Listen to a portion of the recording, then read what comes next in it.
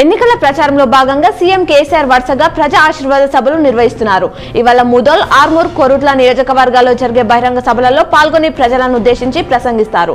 ముదోల్ నుంచి విఠల్ రెడ్డి, కొరుట్లలో కల్వకుంట్ల సంజయ్, ఆర్మూర్లో జీవన్ రెడ్డి బీఆర్ఎస్ అభ్యర్థిగా పోటీ చేస్తున్న సంగతి తెలిసిందే.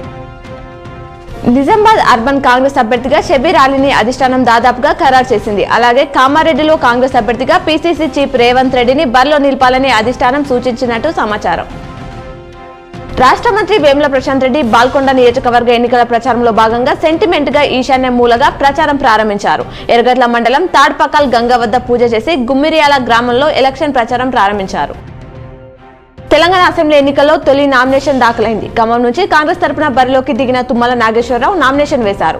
మరోవైపు సీఎం కేసీఆర్ ఈ నెల 9న గజ్వేల్లో మొదటి నామినేషన్, అదే రోజు మధ్యాహ్నం 2 గంటలకు కామారెడ్డిలో రెండో నామినేషన్ దాఖలు చేస్తారు. బోధన్ గడ్డ నా స్వంత గడ్డ, బోధన్ కోడలిగా చెప్తున్నా మూడోసారి కూడా ఖచ్చితంగా తెలంగాణలో గులాబీ జెండా ఎగురుతుందని ఎమ్మెల్సీ కవిత అన్నారు. బోధన్లో గురువారం జరిగిన యువ గర్జన సభలో ఆమె మాట్లాడారు. రాజకీయంగా కేసీఆర్ ను ఓడగొట్టాలంటే మరో కేసీఆర్ పుట్టాలి, ఎవరి తరం కాదని అన్నారు. ఆర్మూర్లో నేడు ఎమ్మెల్యే జీవన్ రెడ్డి ఆశీర్వాద సభకు సీఎం కేసీఆర్ రానుండడంతో పట్టణమంతా గులాబీమయంగా మారింది. తెలంగాణ ఎన్ఆర్ఐలు, లండన్లో తెలంగాణ సంఘాలు ఐక్యంగా ఏర్పాటు చేసిన తెలంగాణ తల్లి విగ్రహాన్ని ఎమ్మెల్సీ కవిత శుక్రవారం ఆవిష్కరించారు.